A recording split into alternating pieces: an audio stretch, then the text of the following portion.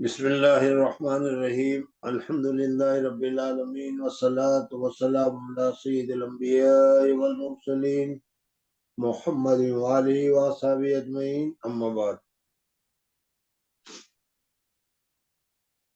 امام بخاری رحمۃ اللہ تعالی علیہ نے بابن کیف کان بدء وحی کے ذریعے سے جو باب نقل کیا، باب باندھا، اور قرآن پاک کی آیت کے ذریعے سے انا اوحینا الیک کما اوحینا الی نوح والنبیین من بعدہ، اس کے اوپر تو تفصیل آپ حضرات کے سامنے گزر چکی ہے۔ اب یہاں سے امام بخاری حدیث کو ذکر کرتے ہیں، ترجمۃ الباب کو ذکر کرنے کے بعد امام بخاری رحمۃ اللہ علیہ حدیث کو ذکر کیا کرتے ہیں۔ یہ تو آپ لوگوں کو معلوم ہے کہ جب حدیث ابتداءً اس کی شروع ہوتی ہے تو اس وقت میں مصنف پورا حدثنا کر کے لکھتے ہیں، اور جب درمیان میں آ جائے گا تو پھر اس صورت میں ثنا لکھا جائے گا یا صرف نہ لکھا جائے گا اور پڑھا جائے گا حدثنا اخبرنا، اور یہاں پر پڑھا جائے گا حدثنا۔ اب عبارت کے وقت، پڑھنے کے وقت میں اچھا تو یہی ہے کہ چونکہ شروع کی جا رہا ہے اس وجہ سے وَبِالسَّنَدِ الْمُتَّصِلِ مِنَّا إِلَى الْإِمَامِ الْحُمَامِ امیر المؤمنین فی الحدیث محمد ابن اسماعیل ابن ابراہیم الجعفی البردزبہ الجعفی البخاری، اس طریقے سے پڑھا جائے، اور پھر اس کے بعد حدثنا کر کے پڑھا جائے، پھر تو صورت میں کیا ہو جائے گا، سند کا اتصال بھی ہو جائے گا۔ وَبِالسَّنَدِ الْمُتَّصِلِ مِنَّا إِلَى الْإِمَامِ الْحُمَامِ، سمجھ میں آ گیا؟ بہرحال مصنف رحمۃ اللہ تعالی علیہ نے، میں نے گزشتہ کل بتایا تھا، امام بخاری رحمۃ اللہ تعالی علیہ نے اپنی کتاب میں جن جن چیزوں کو مد نظر رکھا ہے، جو ان کے کیا ہے نقاط ہے، وہ سارے نقاط سمجھنا بھی بڑا مشکل ہے، اور اس کو کیا ہے اس کے مطابق عمل کرنا بھی بڑا مشکل ہے۔ بہرحال اسی وجہ سے اس کتاب کو بہت ہی اونچا درجہ دیا گیا ہے۔ اب اس میں حمیدی ہے، یہ مکہ مکرمہ کے لوگ ہیں۔ کل میں نے بتایا تھا کہ امام بخاری رحمۃ اللہ تعالی علیہ نے بخاری کی شروعات جو کی تو اس میں سب سے پہلے سند جو انہوں نے ذکر کی وہ سند جو ہے اس میں سارے کے سارے راوی مکی حضرات ہیں۔ اس کے بعد پھر دوسری سند آ رہی ہے، دوسری حدیث آ رہی ہے، اور دوسری حدیث میں مصنف رحمۃ اللہ تعالی علیہ نے جو ذکر کیا ہے، سند ذکر کی ہے، وہ سارے کے سارے مدنی ہیں۔ گویا کہ اشارہ کر دیا اس بات کی طرف کہ وحی کی ابتدا مکہ مکرمہ میں ہوئی اور وحی کی انتہا مدینہ منورہ میں ہوئی۔ حمیدی امام بخاری رحمۃ اللہ تعالی استاد ہیں، اور میں نے گزشتہ کل بتایا تھا کہ حمیدی کی ایک مسند ہوئی ہے جو حضرت مولانا حبیب الرحمن صاحب رحمۃ اللہ تعالی علیہ نے اس کی تحقیق کر کے مجلس علم ڈاویل سے اس کو چھپوائی بھی ہے اور ملتی بھی ہے۔ بہرحال حمیدی بہت ہی اعلیٰ درجے کے محدث تھے۔ امام بخاری رحمۃ اللہ تعالی علیہ نے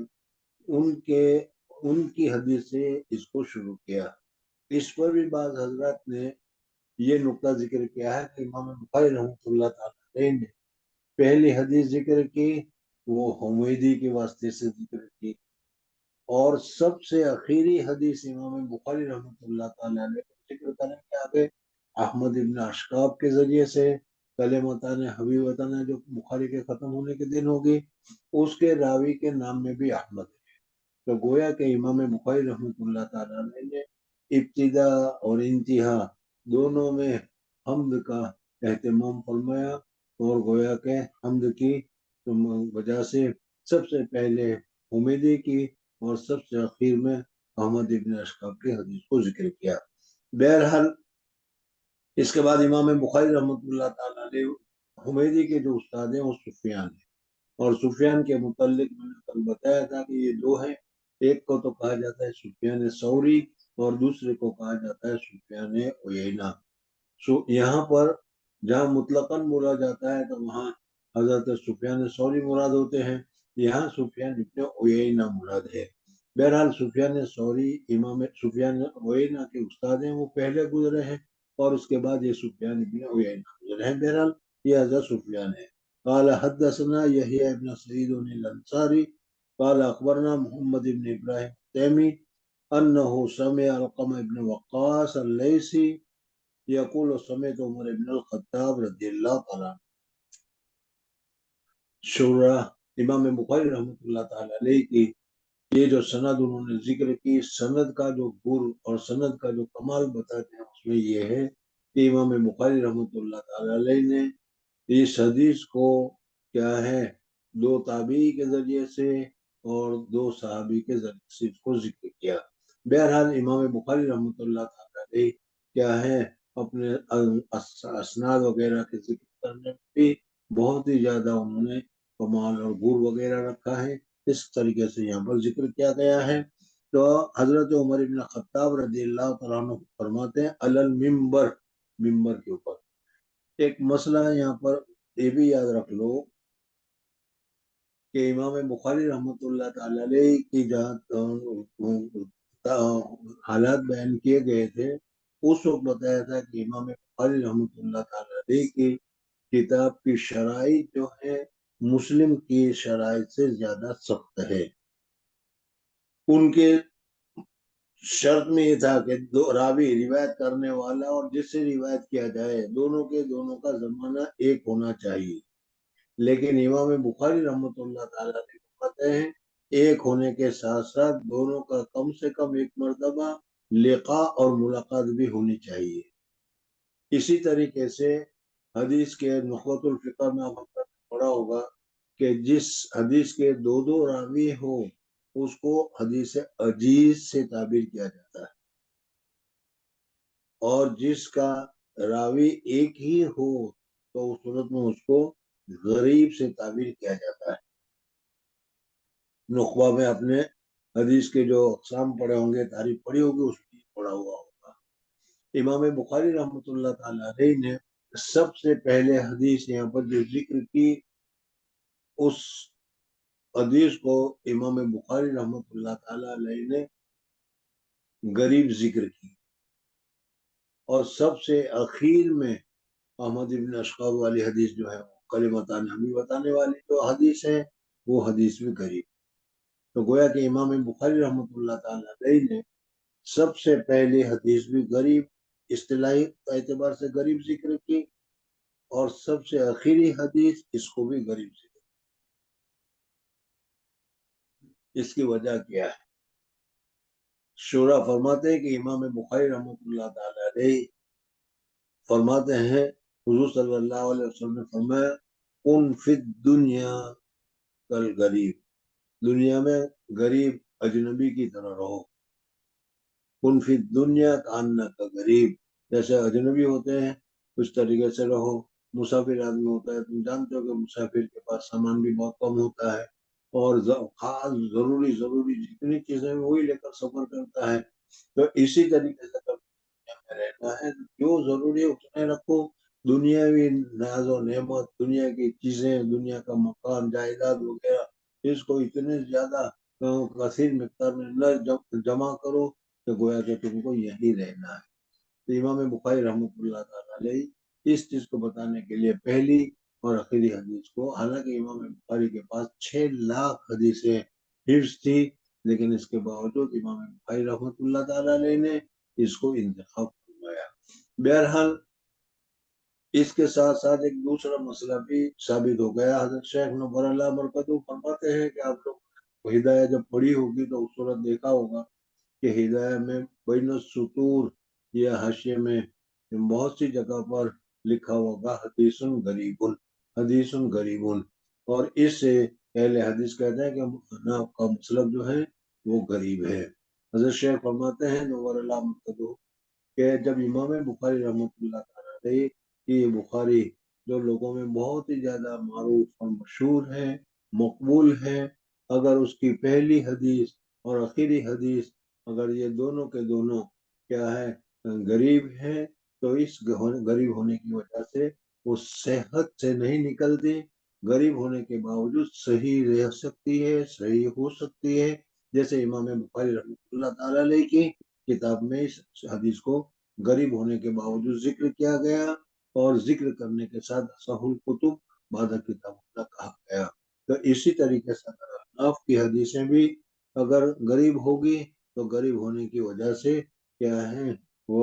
सेहत से नहीं निकलेगी बल्कि सही हो सकती है, और इमाम अबू हनीफा रहमतुल्लाह अलैह का मसलक सही है। बहरहाल इन सारी चीजों को जिक्र करने के बाद हजरत उमर इब्न खत्ताब रजी अल्लाह तआला अन्हु यक़ूल समेत उमर इब्न खत्ताब रजी अल्लाह तआला अन्हु अलल मिंबर, हुजूर अक़दस सल्लल्लाहु अलैहि वसल्लम का मिंबर जो मदीना मुनव्वरा में था, उस मिंबर पर हजरत उमर फारूक रजी अल्लाह तआला अन्हु पढ़ रहे थे, खुतबा दे रहे थे। यहाँ दो चीजों को समझ लो, एक तो है मिंबर। हुजूर अक़दस सल्लल्लाहु अलैहि वसल्लम ने जिस वक्त मदीना मुनव्वरा तशरीफ ले गए और मदीना मुनव्वरा तशरीफ ले जाने के बाद जब मस्जिद नबवी की बिना रखी और वहां पांचों नमाजें पढ़ने लगे, तो उस वक्त मस्जिद में वहां पर कोई मेहराब या कोई मिंबर वगैरह नहीं था। हुजूर अक़दस सल्लल्लाहु अलैहि वसल्लम वहां एक खजूर का तना था, उस खजूर के तना को सहारा देकर खुतबा दिया करते थे। सन हिजरी 6 साल गुजर चुके, मदीना मुनव्वरा में रहते हुए 6 साल हो गए। सन हिजरी 6 में एक औरत हुजूर अक़दस सल्लल्लाहु अलैहि वसल्लम के पास आई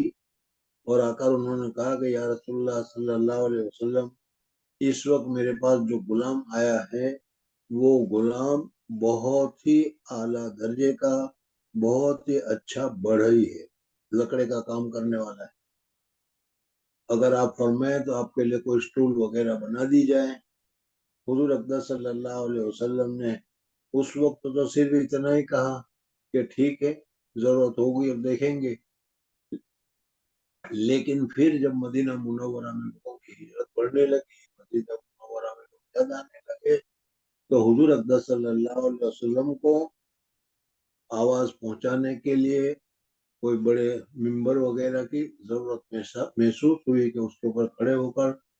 खुतबा पढ़ा जाए, उसके ऊपर खड़े होकर तकरीर या बयान की जाए, ताकि दूर तक लोग सुन सके और दूर तक आवाज पहुंच सके और दूर तक लोग देख सके। इस वजह से हुजूर अक़दस सल्लल्लाहु अलैहि वसल्लम ने उस औरत पर कहला भेजा कि हमारे लिए एक मिंबर बना दिया जाए। चुनंचे काबा से लकड़ी लाकर, मदीना मुनव्वरा ही जंगल से लकड़ियां लाकर 3 दर्जे का, 3 स्टेप का हुजूर अक़दस सल्लल्लाहु अलैहि वसल्लम के लिए एक मिंबर बना दिया, और ये सन हिजरी 6 में हुआ। हुजूर अक़दस सल्लल्लाहु अलैहि वसल्लम के पास हदीस आएगी आगे, जब ये मिंबर बनकर मस्जिद नबी में रखा गया तो हुजूर अक़दस सल्लल्लाहु अलैहि वसल्लम उसके ऊपर सवार हुए और सवार होकर पूरी नमाज का तरीका कौम को बताया कि इस तरीके से तकबीर तहरीमा होगा, इस तरीके से रुकू होगा, और क्योंकि सिजदा उसके ऊपर नहीं होता था तो नीचे उतरकर हुजूर सल्लल्लाहु अलैहि वसल्लम ने सिजदे किया, जैसे आगे आए। बहरहाल जब ये मिंबर बनकर तैयार हो गया तो 3 स्टेप का था। हुजूर अक़दस सल्लल्लाहु अलैहि वसल्लम उसके ऊपर खड़े होकर खुतबा दिया करते थे।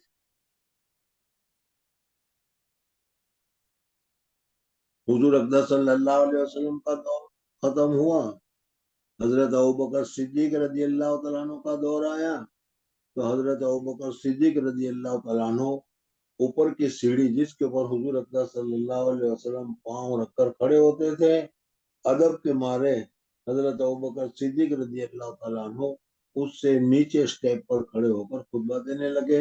जिस जगह पर हुजूर अक़दस सल्लल्लाहु अलैहि वसल्लम खड़े होकर खुतबा देते थे, उस जगह पर अपना पांव रखना मुनासिब नहीं समझा।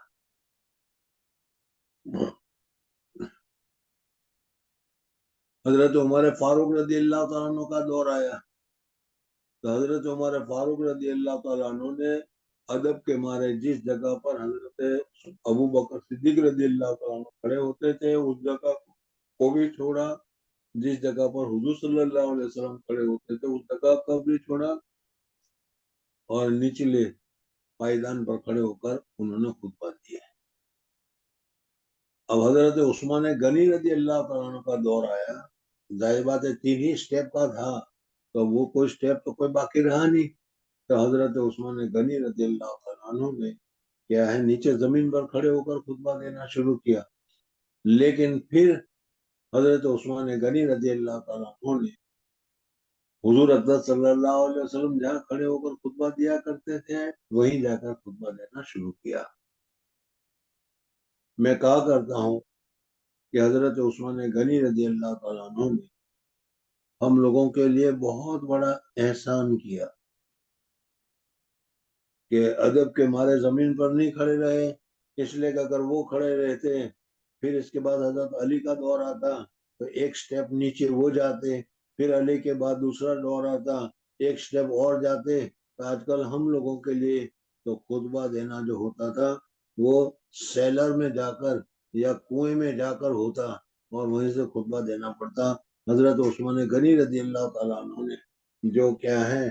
پھر کھڑے اوپر حضور صلی اللہ علیہ وسلم کی جگہ پر خطبہ دینا شروع کیا، یہ ہمارے لیے بہت ہی زیادہ اچھا کیا گیا۔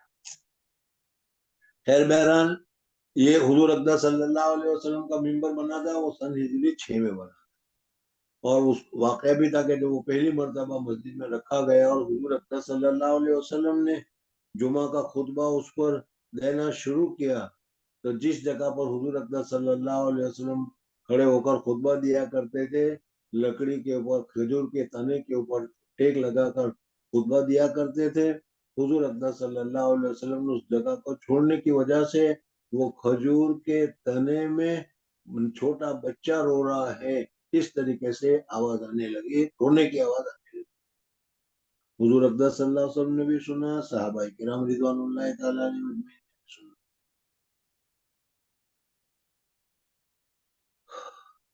درمیان میں یہ بتاتا چاہوں، یاد رکھو کہ لکڑیوں کو، درختوں کو، جس کو ہم سمجھتے ہیں اس کو کوئی احساس نہیں، اللہ تبارک و تعالی نے ان کو بھی احساس دیا ہے۔ اس لکڑی کو، اس کھجور کے تنے کو حضور اقدس صلی اللہ علیہ وسلم کے ساتھ اتنی عشق اور اتنی محبت ہے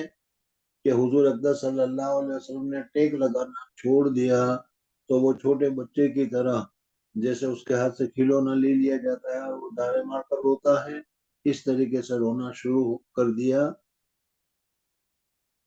یہ حضور اقدس صلی اللہ علیہ وسلم کا کمال اور حضور اقدس صلی اللہ علیہ وسلم کے ساتھ عشق اور محبت کا تعلق ہے۔ جب درخت یا کیا ہے لکڑیاں وغیرہ بھی، کنکریاں وغیرہ بھی، بہت ساری چیزیں وہ جب حضور صلی اللہ علیہ وسلم کے ساتھ اتنا زیادہ عشق اور محبت کا تعلق رکھتی ہیں تو پھر ہم لوگ کو حضور اقدس صلی اللہ علیہ وسلم کے ساتھ کتنا تعلق اور کتنی محبت ہونی چاہیے اور ہماری حضور صلی اللہ علیہ وسلم سے کتنی تعلق اور کتنی محبت ہے وہ ہر ایک آدمی جانتا ہے۔ بہرحال حضور اقدس صلی اللہ علیہ وسلم خطبہ دیتے دیتے اترے اور اترنے کے بعد حضور اقدس صلی اللہ علیہ وسلم نے اس کو تسکین اور کیا ہے تھپتھپایا، تھپتھپانے کے بعد حضور اقدس صلی اللہ علیہ وسلم نے کیا ہے اس کو وہاں سے اٹھا کر کیا زمین میں اس کو دفن کر دیا گیا۔ اس کی تفصیل آگے آئے گی۔ اس وقت یہاں پر مجھے یہ بتانا تھا کہ حضور اقدس صلی اللہ علیہ وسلم کو جو محراب ممبر بنا دیا گیا تھا وہ ممبر 3 درجے کا تھا، 3 سیڑھیوں والا تھا اور وہ سن ہجری 6 میں بنا دیا گیا تھا۔ جب وہ بن گیا تو حضور اقدس صلی اللہ علیہ وسلم اب خطبہ وغیرہ جو ہے وہ اسی ممبر پر کھڑے ہو کر دیا کرتے تھے۔ ایک تیسری بات بھی یاد رکھ لینا کہ حضور اقدس صلی اللہ علیہ وسلم کے زمانے کا جو ممبر تھا وہ تو اب ہے نہیں۔ مدینہ منورہ میں جس جگہ پر حضور اقدس صلی اللہ علیہ وسلم کا، حضور اقدس صلی اللہ علیہ وسلم کے زمانے میں ممبر رکھا گیا تھا، آج بھی اسی جگہ پر مسجد نبوی میں ممبر رکھا گیا ہے۔ سمجھ میں آ گیا؟ بہرحال حضور اقدس صلی اللہ علیہ وسلم حضرت عمر فاروق رضی اللہ عنہ اس ممبر پر کھڑے ہو کر تقریر کر رہے تھے اور بتا رہے تھے. میں نے ابھی بتایا تھا کہ یہ حدیث غریب ہے. ظاہر بات ہے کہ حضور اقدس صلی اللہ علیہ وسلم نے اس حدیث کو جب بیان فرمایا تو ممبر پر کھڑے ہو کر بیان فرمایا. حضرت ابوبکر حضرت عمر فاروق رضی اللہ تعالیٰ عنہ نے اس حدیث کو پڑھا تو اس وقت انہوں نے بھی ممبر پر پڑھا. اور ظاہر بات ہے کہ ممبر پر کھڑے ہو کر اسی وقت پڑھا جاتا ہے جب مسجد میں مصلی بیٹھے ہوئے ہو یا مسجد میں مصلی سے بھری ہوئی ہو. تو حضور اقدس صلی اللہ علیہ وسلم نے اس حدیث کو پڑھا تو عام لوگوں نے سنا. حضرت عمر فاروق رضی اللہ تعالیٰ عنہ نے بھی ممبر پر پڑھا تو تمام لوگوں نے سنا. لیکن اس کی روایت کرنے والے حضرت عمر رضی اللہ تعالیٰ عنہ کے علاوہ دوسرا کوئی صحابی نہیں. حضرت عمر فاروق رضی اللہ تعالیٰ عنہ سے روایت کرنے والے وہ بھی کیا ہے علقمہ ابن وقاص رضی اللہ تعالیٰ عنہ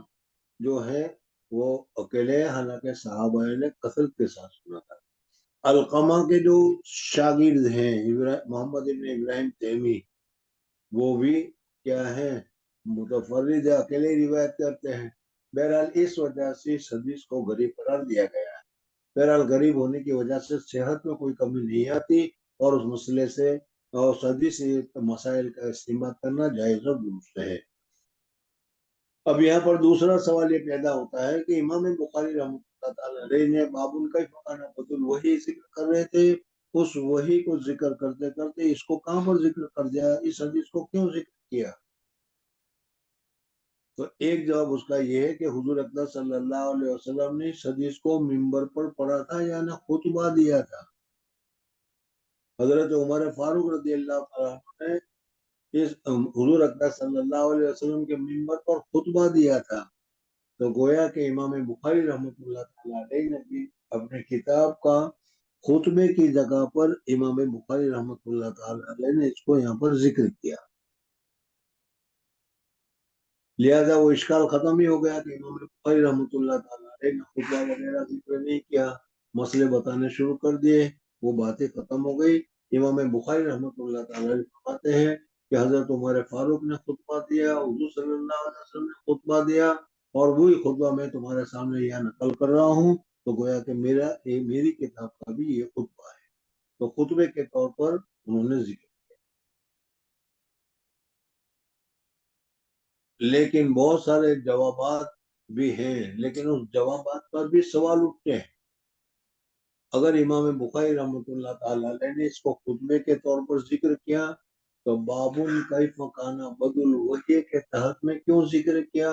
خطبے کی جگہ پر ذکر کیا ہوتا؟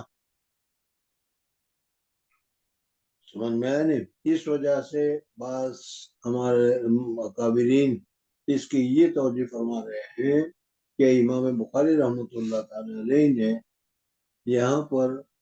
جو انما الاعمال بالنیات کو ذکر کیا وہ اس وجہ سے کہ امام بخاری رحمۃ اللہ تعالی علیہ سب سے پہلے کتاب کے شروع ہونے سے پہلے ہی دن پہلے ہی سبق میں یہ بتانا چاہتے ہیں کہ میری کتاب کے پڑھنے والوں، یہ میری کتاب کے پڑھانے والوں، تم اپنی نیت کو تصحیح کر لو، نیت کو صحیح کر لو، نیت کو درست کر لو، تاکہ نیت کے درست کرنے کے بعد اس کے اوپر جو ثمرات مرتب ہو وہ اعلیٰ ہو. میری نیت کا درست ہے، اس وجہ سے امام بخاری رحمۃ اللہ تعالی علیہ نے انما الاعمال بالنیات کے ذریعے سے کیا ہم لوگوں کو تصحیح نیت کا پاٹھ پڑھایا، سبق دیا، اور یہ بتایا کہ اپنی نیتوں کو درست کر لینا چاہیے.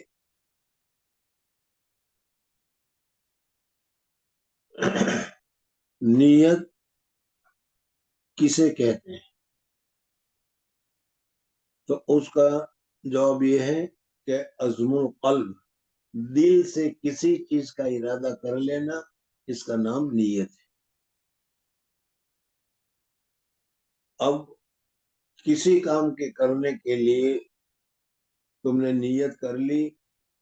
اب وہ تمہاری نیت جیسی ہوگی ویسا نتیجہ ملے گا. اگر تمہاری نیت خیر کی ہے، نیکی کی ہے تو ثواب ملے گا. حتیٰ کہ حضرت شیخ نور اللہ مرقدو فرماتے تھے کہ بعض مرتبہ اگر تمہاری نیت درست ہے تو گناہ کے کام میں بھی ثواب مل جاتا ہے. بہرحال اگر نیت تمہاری خراب ہے تو اچھے سے اچھا کام بھی خراب ہو جاتا ہے. نماز پڑھ رہے ہو لیکن تم نیت کر رہے ہو محترم صاحب کو راضی کرنے کی، محترم صاحب کو دکھانے کی کہ محترم صاحب کو معلوم ہو کہ یہ نمازی ہے، سمجھ میں آئے نہیں؟ تو نیت تم نے کی لیکن کیا ہے، غیر اللہ کو راضی کرنے کی نیت کی. اس وجہ سے نماز جیسی عبادت کا بھی اب اللہ تبارک و تعالیٰ کے یہاں اس کا کوئی درجہ نہیں. اس وجہ سے امام بخاری رحمۃ اللہ علیہ فرما رہے ہیں کہ دیکھو تم بخاری شریف پڑھ رہے ہو، اپنی نیت کو درست کر لو. اگر نیت تمہاری درست ہوگی تو صحیح ہوگی، ثواب ملے گا، فائدہ ہوگا. اور اگر تمہاری نیت خراب ہے تو پھر اس صورت میں فائدہ اور ثواب نہیں ہوگا. انما الاعمال بالنیات، یہ امام بخاری رحمۃ اللہ علیہ نے ذکر کرنے کی وجہ سے یہاں پر سب سے پہلے ذکر. لیکن سوال تو ابھی پھر بھی یہی باقی رہ جاتا ہے کہ امام بخاری رحمۃ اللہ نے کئی فقانہ بدل الوحی میں ذکر کر کے انما الاعمال بالنیات کو وحی کے ساتھ کیا تعلق ہے؟ کچھ نہ کچھ تعلق ہونا چاہیے. حضرت شیخ الہند رحمۃ اللہ تعالی علیہ اور حضرت مولانا شبیر احمد عثمانی رحمۃ اللہ تعالی کی جو توقیات کی جا رہی ہیں اس کا خلاصہ یہی ہے کہ امام بخاری رحمۃ اللہ تعالی علیہ یہ بتانا چاہ رہے ہیں کہ حضور اکبر صلی اللہ علیہ وسلم جو اللہ تبارک و تعالیٰ کے رسول تھے، اللہ تبارک و تعالیٰ نے اس کو رسول بنایا. یہ مسئلہ تو تمہیں معلوم ہے کہ آدمی محنت کر کے کتب بن سکتا ہے، آدمی محنت کر کے ولی اللہ بن سکتا ہے، لیکن آدمی محنت کر کے نبی اور رسول نہیں بن سکتا. نبی اور رسول اللہ جل جلالہ والوں کی طرف سے ایک عہدہ ہے جو دیا جاتا ہے، وہی نبی اور رسول بن سکتا ہے. تو یہ حضرات فرماتے ہیں کہ اللہ جل جلالہ والوں نے حضور اکبر صلی اللہ علیہ وسلم کو رسول بنایا. وہ رسول بنایا اس وجہ سے کہ حضور اکبر صلی اللہ علیہ وسلم کے قلب مبارک میں مکمل اخلاص تھا. جو کام کرتے تھے خالص اللہ کو راضی کرنے کے لیے کرتے تھے، مخلص کامل تھے، اور مخلص کامل کی وجہ سے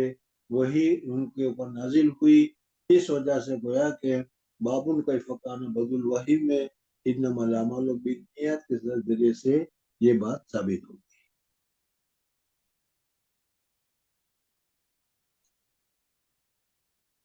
اصل ایک واقعہ ہے، حضور اکبر صلی اللہ علیہ وسلم کو جب اللہ تبارک و تعالیٰ نے ہجرت کرنے کی اجازت مرحمت فرمائی، اس سے پہلے حضور اکبر صلی اللہ علیہ وسلم کو اللہ جل جلالہ والوں نے بتا دیا تھا کہ یہ کافر بہت زیادہ اذیتیں دے رہے ہیں، بہت زیادہ تکلیفیں دے رہے ہیں. اس وجہ سے یہاں سے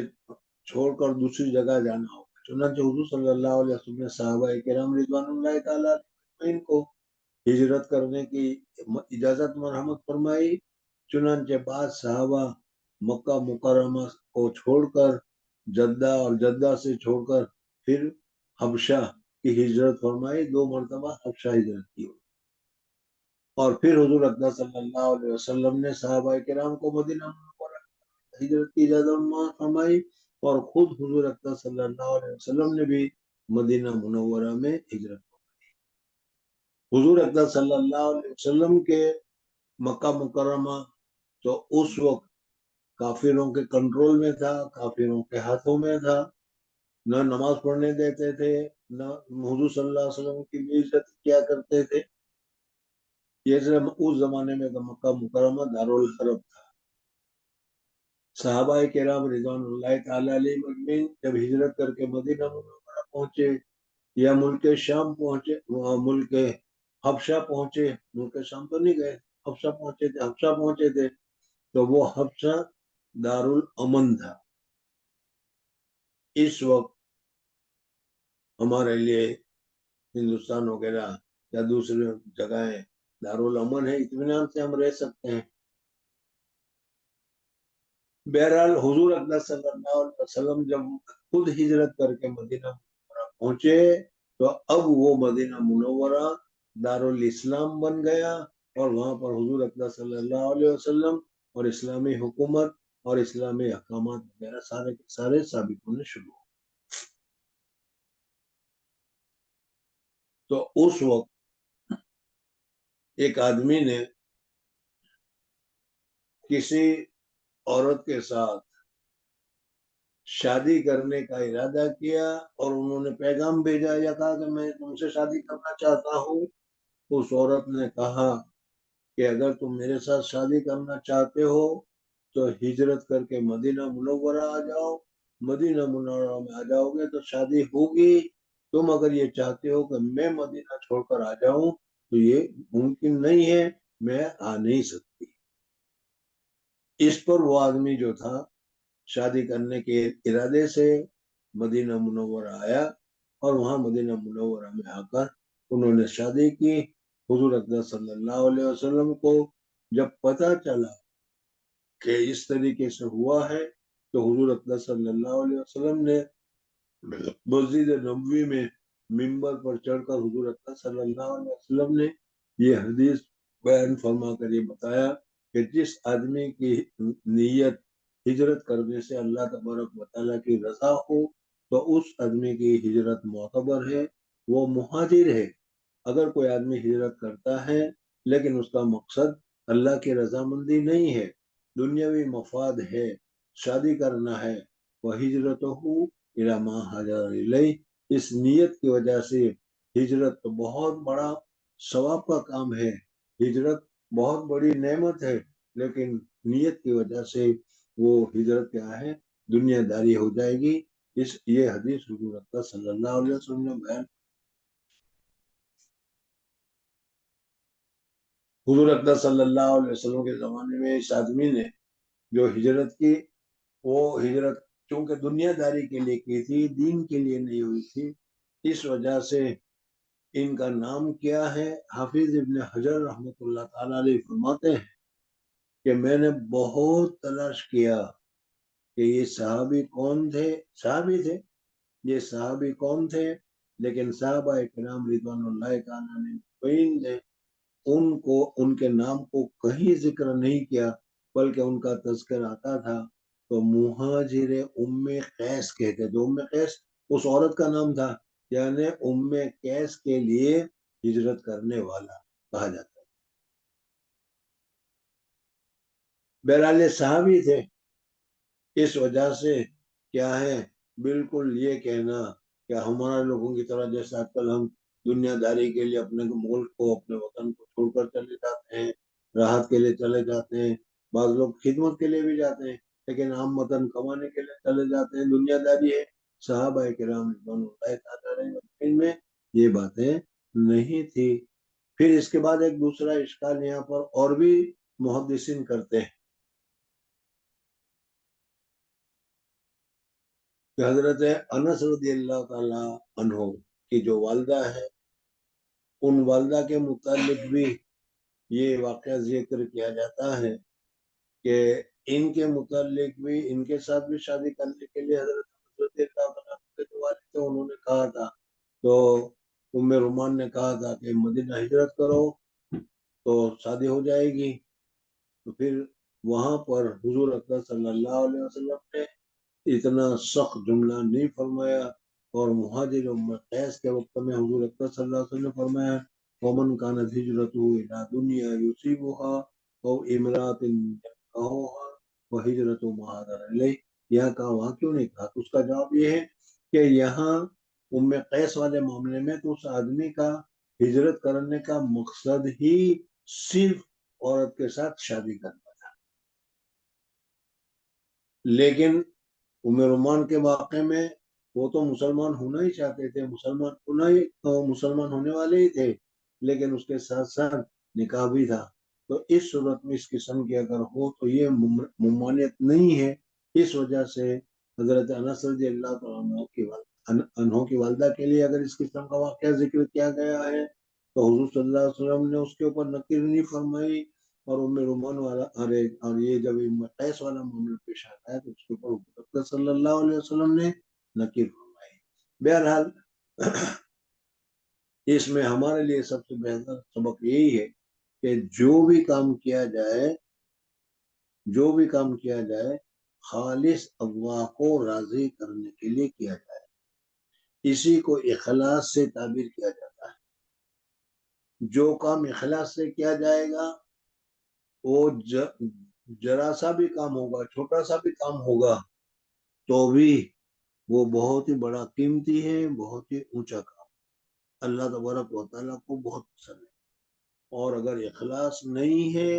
تو بڑے سے بڑا کام بھی اللہ تبارک و تعالیٰ کے یہاں مردود ہے، پسندیدہ نہیں۔ ان قریب اسی کتاب میں واقع آئے گا کہ اللہ جل جلالہ اور حدیث پاک میں فرمایا گیا ہے کہ اللہ جل جلالہ و امن والوں نے 4 قسم کے آدمیوں کے متعلق حکم فرمائے گا کہ ان کو جہنم میں داخل کر دو۔ ان میں ایک بہت بڑے علامہ صاحب ہوں گے، دوسرے بہت بڑے سخی صاحب ہوں گے، سمجھ میں آیا کہ نہیں، اور تیسرا جو بہت بڑا مجاہد ہوگا جس نے جہاد میں اپنی جان تک کو قربان کر لیا ہوگا۔ پوچھا جائے گا کہ ہم نے تو بہت ہی عبادت کی، پڑھنے پڑھانے کا کام ایسا کیا کہ ہر وقت سبق پڑھاتے رہے، نہ دوپہر دیکھا، نہ شام دیکھا، نہ رات دیکھا، نہ عشاء دیکھی، نہ مغرب دیکھی، جب بھی کوئی آ گیا فوراً پڑھا لیا ہم نے، ہر آن اور ہر لمحے پڑھانے کا کام کر رہے تھے۔ اسی طریقے سے سخی آدمی کہے گا جب بھی کوئی چندہ لینے کے لیے آیا ہم نے یہ نہیں پوچھا کہ کون ہے، کہاں سے ہے، کیا ہے، کیسا ہے، اللہ کے نام پر چندہ دے دو تو ہم نے چندہ دے دیا۔ پھر ہمارے ساتھ یہ معاملات اللہ تعالیٰ فرماتے ہیں کہ تم نے کیا وقد قیل، حدیث پاس کے الفاظ آتے ہیں کہ جس مقصد کے لیے تم نے کیا تھا دنیا میں وہ مقصد حاصل ہو گیا، تم نے پڑھنے پڑھانے کا معاملہ کیا، لیکن اس وجہ سے کہا کہ دنیا میں سب سے بڑے علامہ، سب سے بڑے مولانا، سب سے بڑے شیخ، سب سے بڑے اونچے درجے کے تم سمجھے جاؤ، اس وجہ سے تم نے کیا تھا، اور دنیا میں تم کو بڑا سمجھا گیا، اس وجہ سے تمہارا کام کا بدلہ تم کو دنیا میں مل گیا، ہمارے لیے تو کیا ہی نہیں تھا، اس وجہ سے اخلاص کے نہ ہونے کی وجہ سے اب تم سیدھے جہنم میں چلے جاؤ۔ شہید کے لیے بھی کہا جائے گا تم نے اپنی جان قربان کی، تم نے جان قربان کی، لیکن لوگوں میں شہید مشہور ہونے کے لیے کیا تھا، وقد قیل، سمجھ میں آ گیا۔ یہ بہت ہی زیادہ ہم لوگوں کے لیے عبرت کی جگہ ہے کہ ہم لوگ جو کام کرتے ہیں وہ دکھلاوے کے لیے کرتے ہیں، شہرت کے لیے کرتے ہیں۔ یہ کام دکھلاوے شہرت کی وجہ سے نہیں کرنا چاہیے، بلکہ خالص اللہ تبارک تعالیٰ ہی کے لیے کرنا چاہیے۔ اگر خالص اللہ ہی کی رضا کے لیے کیا جائے گا تو وہ مفید ہوگا، اور اگر اللہ کی رضا کے علاوہ دوسرا ہوگا تو اللہ تبارک و تعالیٰ کو جس طریقے سے شرک پسند نہیں، اسی طریقے سے عبادات اس قسم کے معاملات میں بھی اللہ تبارک و تعالیٰ کو شرک پسند نہیں، اور بڑے سے بڑا کام جو ہے وہ اللہ تبارک و تعالیٰ کیا کرتے ہیں، اس کو رد فرما دیتے ہیں، اس کو نکال دیتے ہیں۔ تو امام بخاری رحمۃ اللہ تعالیٰ علیہ نے خود بھی اور ہم لوگوں کو بھی بتانے کے لیے اس کو ذکر کیا۔ حضرت اقدس شیخ الحدیث صاحب نور اللہ مرکز فرماتے کہ شاہ عبدالعزیز محدث دہلوی رحمۃ اللہ تعالیٰ علیہ نے اس حدیث کو ذکر کرنے کے ساتھ یہ فرمایا کہ تصوف کا خلاصہ بھی اسی میں آ گیا، اخلاص میں آ گیا، تصحیح نیت میں آ گیا، انما الاعمال بالنیات میں آ گیا۔ آج کل ہم جو کام کرتے ہیں تو وہ ہر کام اللہ کی رضا کے لیے نہیں ہوتا، ہم ہر کام اپنے مقصد کے لیے، اپنی ضرورت کے لیے، اپنی شہرت کے لیے، اپنے آپ کو بڑا بتانے کے لیے، اپنے آپ کو بڑا سمجھنے کے لیے ہم کام کرتے ہیں، اور یہ کام جب غیر اللہ کے لیے کیا جائے تو اللہ تبارک و تعالیٰ کے یہاں اس کی کوئی قدر و قیمت نہیں ہے۔ اس وجہ سے جو بھی کام ہم کریں خالص اللہ کے لیے ہی ہونا چاہیے۔ صحابہ کرام رضوان اللہ تعالیٰ علیہ مجمعین کو حضور اقدس صلی اللہ علیہ وسلم کی تعلیم اور تربیت کی وجہ سے ان کی طبیعت ایسی بن گئی تھی کہ جو کام کرتے تھے وہ خالص اللہ تبارک و تعالیٰ کی رضا کے لیے کرتے تھے، دنیا داری کے لیے، دنیا کے لیے نہیں ہوتا تھا۔ اگر کہیں ہوتا تھا تو جیسے ابھی یہ مہاجر ام قیس میں معلوم ہوگا، اس طریقے سے اللہ تبارک و تعالیٰ کی طرف سے بتا دیا جاتا تھا، اور حضور اقدس صلی اللہ علیہ وسلم اس کو ظاہر فرما دیا کرتے تھے، اور صحابہ کرام رضوان اللہ تعالیٰ پھر توبہ کر کے کر لیا۔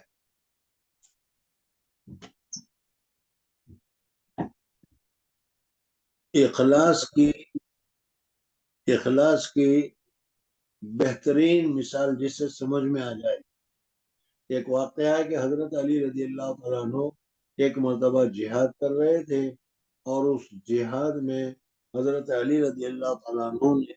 اس دشمن اسلام، اس کافر کے اوپر غلبہ پا لیا، اس کو گرا دیا اور اس کے چھاتی کے اوپر چڑھ کر بیٹھ گئے، اور بیٹھنے کے بعد حضرت علی رضی اللہ تعالیٰ عنہ نے تلوار کو اٹھائی تھی اس کو قتل کرنے کے لیے، کہ اس آدمی نے جو حضرت علی رضی اللہ عنہ کے کنٹرول میں تھا، اس نے وہیں لیٹے لیٹے حضرت علی رضی اللہ عنہ کے منہ پر تھوک دیا، تھوک۔ اگر ہمارا جیسا کوئی ہوتا تو ہمارا غصہ اور بڑھ جاتا، اور دو چار اور مار دیتے اس کو، ہمارے اوپر تھوکتا ہے کر۔ لیکن حضرت علی رضی اللہ تعالیٰ عنہ، جب اس نے حضرت علی رضی اللہ تعالیٰ عنہ کے منہ پر تھوک دیا تو حضرت علی رضی اللہ تعالیٰ عنہ اس کافر کے اوپر جو گرفت کیے ہوئے تھے، پکڑے ہوئے تھے، حضرت علی رضی اللہ تعالیٰ عنہ بالکل اس سے اٹھ گئے، اور مارنے کا ارادہ کیا تھا وہ مارنے کا ارادہ بھی چھوڑ دیا، اور اس آدمی کو چھوڑ دیا، اس آدمی کو چھوڑ دیا۔ اب وہ آدمی پوچھتا ہے کہ آپ مجھے قتل کرنا چاہیں تو قتل کر سکتے تھے، آپ نے مجھے قتل کیوں نہیں کیا؟ تو اس وقت حضرت علی رضی اللہ عنہ نے جواب دیا، اس جواب کے ذریعے سے صحابہ کرام رضوان اللہ تعالی علیہ مجمعین کو اندر کیسا اور کتنا اخلاص تھا وہ معلوم ہو جائے گا۔ حضرت علی رضی اللہ تعالیٰ عنہ نے فرمایا کہ میں تجھے قتل کرنا چاہتا تھا اس وجہ سے کہ تو اللہ تبارک و تعالیٰ کا دشمن ہے، تو اللہ تبارک و تعالیٰ کے ساتھ شرک کرتا ہے، اللہ تعالیٰ ساری نعمتیں دیتا ہے، اور مورتی تجھے کچھ بھی نہیں دیتی، وہ نہ سنتی ہے نہ سمجھتی ہے، لیکن تم ان کی عبادت کرتے ہو اور صحیح راستے پر نہیں آ رہے ہو، اس وجہ سے میں تجھے قتل کرنے والا تھا اللہ کے لیے، اللہ کی رضا کی حاصل کرنے۔ لیکن جب تو نے مجھ پر تھوک دیا تو اس تھوکنے کی وجہ سے میں بھی بہرحال انسان ہوں، اور انسان ہونے کے ناطے مجھے بھی غصہ آ جاتا ہے، تو مجھے غصہ آ گیا۔ اس وقت میں اگر تجھے قتل کرتا تو اللہ کے واسطے قتل کرنا نہ ہوتا، اپنے غصے کی وجہ سے، اپنے انتقام کی وجہ سے قتل کرنا ہوتا، اور یہ اخلاص کے خلاف تھا، اس وجہ سے میں نے تجھے قتل کرنا چھوڑ دیا۔ بہرحال یہ ساری چیزیں امام بخاری رحمۃ اللہ تعالی علیہ نے جو ذکر کی، اس میں شعراء یہی فرماتے ہیں کہ ہم لوگوں کے لیے تنبیہ ہے کہ اپنی نیت کو درست کر دو، اور میں ذرا تفصیلات اس میں اس طریقے سے آگے بتا رہا ہوں کہ واقعی میں ہماری نیت بہت زیادہ خراب ہوتی ہے، بہت ہی زیادہ بدنیتی ہوتی ہے، اور اس بدنیتی کو چھوڑ کر تصحیح نیت کرنا چاہیے، اور جو کام ہو وہ خالص اللہ تبارک و تعالیٰ کی رضا کے لیے کرنا چاہیے۔ اگر ہمیں یہ چیز معلوم ہو گئی یا ہمارا دل اس کے اوپر مطمئن ہو گیا کہ جو بھی کام کریں گے اللہ کو راضی کرنے کے لیے کریں گے، تو یہ اخلاص کامل ہے، یہ صحیح اخلاص ہے، اور اسی اخلاص کے اوپر اللہ تبارک و تعالیٰ सारी नेमतों को, जन्नत को, अपनी रजामंदी को, अपनी मारिफत को अल्लाह तबारक व तआला देता है। इस वजह से तस्सीह नीयत की जरूरत है। यकुल समेत उमर इब्न खत्ताब रजी अल्लाह तआला अन्हु अलल मिंबर है, मिंबर के ऊपर। और इसी मिंबर की वजह से क्या है, गोया कि इमाम बुखारी रहमतुल्लाह तआला ने इस किताब को खुतबे की जगह पर जिक्र किया। यकुल समेत रसूलुल्लाह सल्लल्लाहु अलैहि वसल्लम यकुल इन्नमल अमालु बिन्नियात, अमाल का दारोमदार नीयत के ऊपर है। जैसे तुम्हारी नीयत होगी वैसा तुम्हारा अमल होगा। बहरहाल हज़रत शेख नूबर अल्लाह मरकज़ू ने फज़ाइल सदक़ात में एक वाक़या जिक्र किया है, बहुत ही दिलचस्प वाक़या है। फज़ाइल सदक़ात में तुमने पढ़ा होगा, पानीपत में जमुना के किनारे पर एक शहर है पानीपत, वहां पर किसी आदमी को जमुना पार करना था। और जब जमुना में सैलाब आता है तो बहुत जोरों का सैलाब आता है, और फिर उस सूरत में कश्तियां वगैरह भी नहीं चलती, और तैर कर भी एक जगह से दूसरी जगह नहीं पहुंच सकता, बड़ा तेज रेला आता है। और ऐसे वक्त में किसी को जरूरत थी जमुना के पार करने की, और किसी सूरत में नहीं हुआ, शायद कोई मुकदमा था, उस मुकदमा की तारीख में उसको जाना था। तो किसी ने बताया कि फलानी जगह पर वहाँ एक झोपड़ी है, उस झोपड़ी में चले जाना, वहाँ एक आदमी होगा, वो डांटेगा डपटेगा, लेकिन तुम उसके डांट डपट की तरफ तवज्जो मत करना। उसको कहना अगर वो कुछ कर सकता है तो कर सकता है। ये आदमी गया और जाकर वहाँ एक बहुत बड़ा मोटा कट्टा हट्टा कट्टा एक आदमी था, उस आदमी के पास वो गया और जाकर उसने कहा कि हजरत, बहुत सैलाब, जबरदस्त जमुना में सैलाब आया हुआ है और मुझे जमुना पार करनी है, लेकिन आज जमुना पार करने के लिए कोई तैयार नहीं है, कोई पार करा सके ऐसा नहीं है। मैं आपके पास आया हूँ कि आप कुछ न कुछ दुआ कर दीजिए, कुछ काम कर दीजिए कि जिसकी वजह से मेरा ये मकसद हल हो जाए। ऐसे आदमी जो काम के होते हैं वो पहले डांटते डपटते ही हैं, तो कहा मैं क्या करूँ, मेरे हाथ में कुछ भी नहीं है। मैं जब बहुत ज्यादा मन्नत और समाजत की और उसको भी मालूम हुआ कि वाकई में मैं बहुत ही ज्यादा मोहताज हूँ, तो उस वक्त उन्होंने कहा कि अच्छा चल सुन, जमुना के पास जा और जमुना को जाकर के कि मुझे उस शख्स ने तुम्हारे पास भेजा है जिसने कभी एक लुकमा नहीं खाया,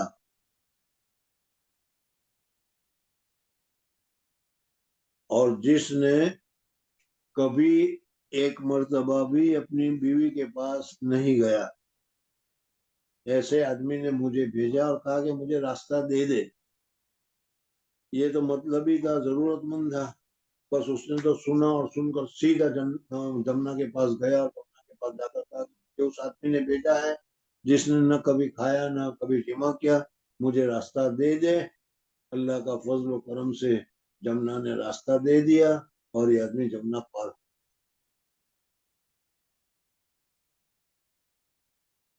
हजरत शेख फरमाते हैं कि नेक लोगों की औरत जो होती है वो जरा सरचिड़ी होती है। इस वजह से दूसरी औरतें तो डरती रहती है कि ये कहीं मारेगा, थप्पड़ मारेगा, कभी ये करेगा, और ये समझती है कि ये तो नेक है, दीनदार है, न मारेगा न कुछ करेगा, इसलिए जरा ज्यादती कर देती है वो। इसकी जो बीवी थी वो आ गई उसके पास और आकर उसके पास सवार हुई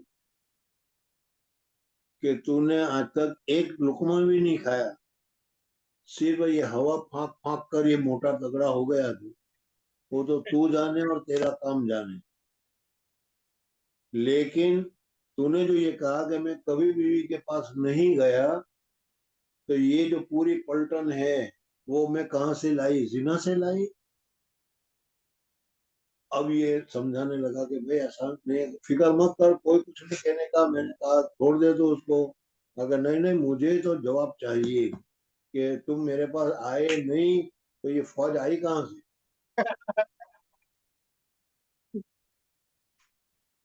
جب بہت زیادہ اس نے اصرار کیا تو اس نے کہا کہ دیکھو، بچپن میں ایک جگہ تقریر میں گیا تھا، وہاں پر مولوی صاحب نے تقریر کرتے ہوئے بتایا تھا کہ جو کام خالص اللہ کے لیے کیا جائے تو اس کام پر اللہ تبارک و تعالی بدلہ عطا فرماتے ہیں، اور وہ کام اللہ ہی کے لیے کہا جاتا ہے، اور جو کام کسی دوسرے مقصد کے لیے کیا جائے وہ اللہ کے لیے نہیں ہوتا، اس میں کیا ہے، اخلاص نہیں رہتا۔ جب میں نے یہ سنا تھا اس وقت سے میں نے یہ طے کیا تھا کہ میں کھاؤں گا، کھانے کے بغیر تو چارہ کام نہیں ہے، لیکن بعض مرتبہ کھاتے ہیں لذت کے لیے، یہ اچھا ہے، وہ اچھا ہے، یہ اچھا ہے، وہ اچھا ہے، اور بعض مرتبہ آدمی اس وجہ سے کھاتا ہے کہ اللہ تبارک و تعالیٰ نے ایک جسم دیا ہے اور اس جسم کے لیے کھانا ضروری ہے، نہ کھائیں تو یہ خراب ہو جاتا ہے، اس جسم کو، اس سرکاری مشین کو درست رکھنے کے لیے میں کھا رہا ہوں۔ حضرت اقدس تھانوی رحمۃ اللہ تعالی علیہ سر میں مالش کرا رہے تھے، اتنے میں کوئی اور بزرگ آ گئے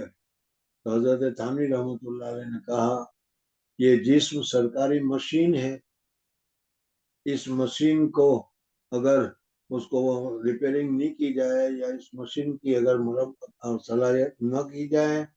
تو پھر اس صورت میں مشین خراب ہو جاتی ہے، اس وجہ سے یہ مالش کرا رہا ہوں تاکہ کیا ہے، دماغ درست رہے، دماغ میں رہے۔ یعنی وہ کام جو کر رہے تھے وہ بھی اللہ کی رضا کے لیے، اللہ کے واسطے کر رہے تھے، یہ اخلاص ہے۔ تو اس نے یہ کہا کہ میں نے سنا تھا، اس وقت سے میں نے کھایا اور خوب کھایا، لیکن جب بھی کھایا، جتنا بھی کھایا، اس وقت میں نے اسی نیت سے کھایا کہ اس سے بدن میں طاقت آئے گی تو اللہ تبارک و تعالیٰ کی میں عبادت کروں گا، اللہ تبارک و تعالیٰ کے احکامات کے اوپر عمل کرنے کے لیے جہاں طاقت کی ضرورت پڑے گی میں نے کیا۔ اور اسی طریقے سے جمع بھی میں نے کیا، تیرے ساتھ ہی کیا، لیکن جمع کبھی اپنی خواہش کو پوری کرنے کے لیے نہیں، بلکہ اللہ تبارک و تعالیٰ نے مجھے سپرد کیا ہے، تیری ایک ضرورت ہے، اس تیری ضرورت کو پورا کرنے کے لیے، اللہ تبارک و تعالیٰ کے حکم کو پورا کرنے کے لیے میں نے کام کیا۔ اس وجہ سے یہ بھی کامل اخلاص کی وجہ سے دین کا معاملہ ہو گیا۔ اس وجہ سے میں نے بتایا اسے کہ جس نے اپنے مقصد کے لیے نہ کبھی کھایا، اپنے مقصد کے لیے نہ کبھی جمع کیا، جو کچھ کیا وہ اللہ کے لیے کا، ایسے آدمی نے، اللہ والے نے بھیجا ہے، میری بات کو مان لے، چنانچہ جمنا نے راستہ دے دیا۔ حدیث کے الفاظ تو نہیں ہے لیکن مطلب کے اعتبار سے بالکل صحیح ہے کہ علماء امتی کا انبیاء بنو اسرائیل، اس امت کے جو علماء ہیں وہ بنو اسرائیل کے کیا ہے، انبیاء کے مانند ہیں، وہ درجہ ان کا ہے، وہ مقام ان کا ہے، اور نبی کے لیے معجزات، حضرت موسیٰ علیہ السلام کا معجزات تمہیں معلوم ہے، اللہ تبارک و تعالیٰ اپنے حبیبوں کو، اپنے ماننے والوں کو وہ درجہ عطا۔ یہ ساری بات اخلاص کے سلسلے میں نے اس لیے بتائی کہ پھر میں بتاؤں کہ ہم لوگوں کے لیے اخلاص کی بہت ضرورت ہے، اس وجہ سے جو بھی کام کیا جائے اخلاص کے ساتھ ہی کیا جائے۔ ایک بہت بڑا واقعہ ہے حضرت شیخ نور اللہ مرکزہ کا، جو اخلاص کے سلسلے میں فرمایا گیا ہے، وہ بھی بہت ہی عمدہ ہے اور وہ بہت ہی سمجھنے کا ہے، لیکن وقت ختم ہو رہا ہے۔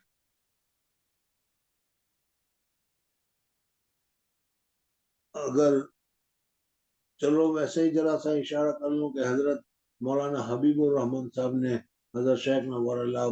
مرکزو سے پوچھا یہ تصوف کیا بلا ہے، تو حضرت شیخ الحدیث صاحب نور اللہ مرکزو نے فوراً جواب دیا، کچھ نہیں، تصحیح نیت، یعنی ذکر، اذکار وغیرہ، مجاہدہ وغیرہ، یہ جو سب کرایا جاتا ہے، ان سب کا مقصد یہی ہے کہ ہم جو کام کریں اللہ کے واسطے کریں، اخلاص کے ساتھ کریں، نماز پڑھے تو اخلاص کے ساتھ، ذکر کرے تو اخلاص کے ساتھ، کوئی بات کرے تو اللہ کو راضی کرنے کے لیے، بہرحال یہ تصحیح نیت ہے۔ تو گویا کہ سارا تصوف یہ اس اخلاص میں آتا۔ ابھی حدیث جبریل آئے گی، اس میں شاید تفصیل کے ساتھ میں بتاؤں گا، یہاں تم کو ذرا سا بتا دیا، آگے چلو۔ یقول سمیت رسول اللہ صلی اللہ علیہ وسلم یقول انما الاعمال بالنیات وانما لامرئ ما نوى، اور ہر ایک آدمی کے لیے وہ ہے جو اس نے نیت کی، جیسی نیت کرو گے ویسا ہوگا ثواب۔ اچھے سے اچھا کام ہے لیکن تمہاری نیت خراب ہے تو اس نیت کے خراب ہونے کی وجہ سے وہ کام پر ثواب نہیں ملے گا، جس کے واقعات میں نبی تمہارے سامنے ذکر کیے۔ فمن کانت ہجرتہ الی دنیا یصیبھا، جس کی ہجرت ہو دنیا کی طرف، دنیا کسے دنوں کے معنی میں ہے، قریب کے معنی میں، تو چونکہ یہ قیامت کے بہت ہی قریب ہے اس وجہ سے اس کو دنیا کہا گیا، یا دنیا دنوں سے ہے، اس کے معنی آتے خسیس اور کمینے کی، اور اس میں جو کچھ ہے وہ آخرت کے مقابلے میں بہت ہی رذیل، بہت ہی کمینہ، بہت ہی خراب ہے، اس وجہ سے اس کو دنیا کو دنیا سے تعبیر کیا گیا۔ دنیا کیا ہے؟ چشت دنیا از خدا غافل گزر، آدمی کو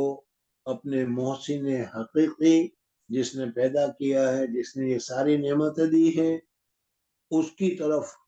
مکمل طور پر متوجہ رہنا چاہیے، مستقلاً طور پر اللہ تبارک و تعالیٰ کی یاد اور اللہ تبارک و تعالیٰ کا دھیان، اور جو بھی کام کرے اس کو راضی کرنے کے لیے کرنا چاہیے، لیکن نفس اور شیطان جو اس کے ساتھ لگا ہوا ہے وہ اس سے ہٹا دیتا ہے۔ اس چیز کی طرف اللہ کی طرف متوجہ کرنے کے لیے یہ سارے کے سارے مجاہدہ وغیرہ کیے جاتے ہیں، اس وجہ سے یہ تصوف بہت زیادہ ضروری ہے، اور اسی کے ذریعے سے نیت حاصل ہوتی ہے۔ تو وہی فرماتے ہیں کہ چشت دنیا از خدا غافل بودن، اللہ تبارک و تعالیٰ سے غافل ہو جانا یہ دنیا ہے۔ اگر پیسے آ گئی اور پیسے کی وجہ سے اللہ سے غافل ہو گئے تو یہ دنیا ہے۔ بیوی آ گئی اور بیوی کی وجہ سے دنیا سے غافل ہو گئے، دنیا اللہ سے غافل ہو گئے تو یہ بیوی بھی دنیا ہے۔ بچے پیدا ہوئے اور بچے کے رضا کے لیے، بچے کو خوش کرنے کے لیے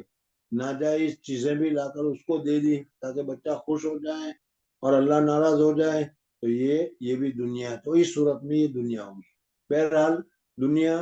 یہ قریب کے معنی میں ہے یا دنوں کیا ہے برائی کے معنی میں، دونوں معنی کے اعتبار سے یہاں پر اس کو ذکر کیا۔ فقال رسول اللہ صلی اللہ او ومن کانت ہجرتہ الی دنیا یصیبھا، اس کو حاصل کریں، او الی امرأۃ ینکحھا، یا عورت کے ساتھ نکاح کریں۔ نکاح کرنے کے لیے اگر کوئی آدمی، ہجرت کا کام ہے، بڑا ثواب کا کام ہے، بڑی اونچی چیز ہے، اور ہجرت کا درجہ بھی بہت بڑا ہے۔ حضور صلی اللہ علیہ وسلم کے زمانے میں فتح مکہ سے پہلے ہجرت کرنا فرض تھا، لازم تھا، ضروری تھا۔ فتح مکہ کے بعد ہجرت ختم ہو گئی، لیکن آج بھی اگر کوئی آدمی کسی جگہ پر دین کا کام نہیں کر رہا، دین کا کام نہیں ہونے دے رہے، اس وجہ سے اگر وہ ہجرت کر رہا ہے تو ہجرت کرنا درست ہے۔ ہجرت ایک تو حقیقی ہجرت ہے اور ایک ہے حکمی ہجرت۔ حقیقی ہجرت آج بھی باقی ہے۔ ہجرت کے معنی آتے ہیں ایک جگہ کو چھوڑ کر دوسری جگہ جانا، ایک حالت کو چھوڑ کر دوسری حالت کو پیدا کرنا، یہ سارا اسی میں داخل ہے۔ حضور اقدس صلی اللہ علیہ وسلم جہاد کر کے تشریف لائے، رجعنا من الجہاد الاصغر الى جہاد الاکبر، تو جہاد کرنے کو جہاد اصغر قرار دیا، اور برے اخلاق، بری عادت، بری چیزیں اور برائی جو اپنے اندر ہے، اس برائی کو دور کرنے کے لیے کوشش کرنا، محنت کرنا، اس کو جہاد اکبر سے تعبیر کیا گیا۔ اس وجہ سے ہمارے اندر جو برائی ہے، کبر ہے، عجب ہے، خود پسندی ہے، غیبت ہے اور جھوٹ ہے، اور اس قسم کی جو دوسری چیزیں ہیں، بری عادتیں ہیں، اس بری عادت کو چھوڑ کر اچھے اخلاق کو، اچھی عادت کو حاصل کرنا، یہ بھی ایک قسم کی ہجرت ہے۔ تو اس وجہ سے حضور اکرم صلی اللہ علیہ وسلم نے فرمایا ومن کانت ہجرتہ الی دنیا یصیبھا او الی امرأۃ ینکحھا فہجرتہ ما ہاجر الیہ، تو اس صورت میں اس کو جس مقصد کے لیے اس نے ہجرت کیا ہے وہی اس کو ملے گا۔ شرعی ہجرت جس کو کہتے ہیں وہ اللہ तबारक व तआला की रजा के लिए होनी चाहिए कि अल्लाह तबारक व तआला को राजी करने के लिए अपना घर छोड़ दे, अल्लाह तबारक व तआला को राजी करने के लिए माल छोड़ दे, मकान छोड़ दे, जायदाद छोड़ दे अल्लाह की रजा के वास्ते। ये बहुत ही ऊंचा दर्जा है और ये बहुत ही ऊंची जगह है। बहरहाल हदीस का तर्जुमा मतलब हो गया होने के साथ इस हदीस को कैफ काना बदुल वही के साथ क्या ताल्लुक है उसको भी तुम्हारे सामने जिक्र कर दिया गया कि हुजूर अक़दस सल्लल्लाहु अलैहि वसल्लम ने जो काम भी किया वो खालिस अल्लाह की रजा के लिए किया। नबी पाक सल्लल्लाहु अलैहि वसल्लम का हर काम रसूल अल्लाह की रजा के लिए होता था। इस वजह से क्या है, नबूवत ऐसे आदमी को मिलती है, वही ऐसे आदमी को मिलती है जो इखलास में आला दर्जे का मुखलिस हो, और हुजूर अक़दस सल्लल्लाहु अलैहि वसल्लम से बढ़कर और कोई मुखलिस नहीं हो सकता। इस वजह से इमाम बुखारी रहमतुल्लाह ताला अलैह ने इसको इन्नमल अमालु बिन्नियात को यहाँ पर जिक्र किया। या तो इमाम बुखारी रहमतुल्लाह ताला अलैह ने खुतबे में जिक्र किया इस वजह से कि हजरत उमर ने खुतबे में पढ़ा, और हजरत उमर ने भी खुतबे में पढ़ा तो मस्जिद नबवी में हुजूर सल्लल्लाहु अलैहि वसल्लम के मिंबर पर, और हुजूर अक़दस सल्लल्लाहु अलैहि वसल्लम ने अपने मिंबर पर ही इस हदीस को फरमाया था। जब हुजूर सल्लल्लाहु अलैहि वसल्लम को पता चला कि इस किस्म का वाक़या हुआ है तो हुजूर अक़दस सल्लल्लाहु अलैहि वसल्लम ने मिंबर पर फरमाया था। तो ये हुजूर सल्लल्लाहु अलैहि वसल्लम ने खुतबा दिया था, वो खुतबा हजरत उमर ने खुतबा दिया था, वो खुतबा इमाम बुखारी रहमतुल्लाह ताला अलैह ने अपनी किताब में खुतबे की ज़का पर जिक्र करके उसको खुतबा करार दिया। बहरहाल इमाम बुखारी रहमतुल्लाह ताला अलैह ने पहली हदीस मक्की हजरात की जो रिवायत करने वाले थे उनकी जिक्र करके बता दिया कि वही की इब्तिदा मक्का मुकर्रमा में हो।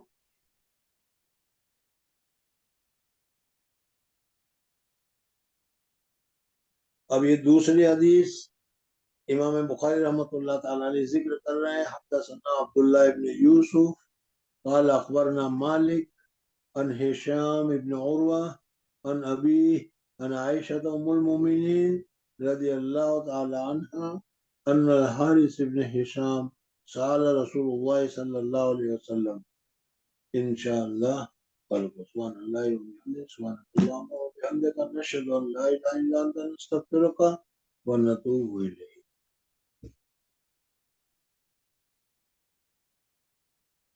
अस्सलामु अलैकुम वरहमतुल्लाहि वबरकातुहू। अस्सलामु अलैकुम। वालेकुम अस्सलाम व रहमतुल्लाहि व बरकातुहू।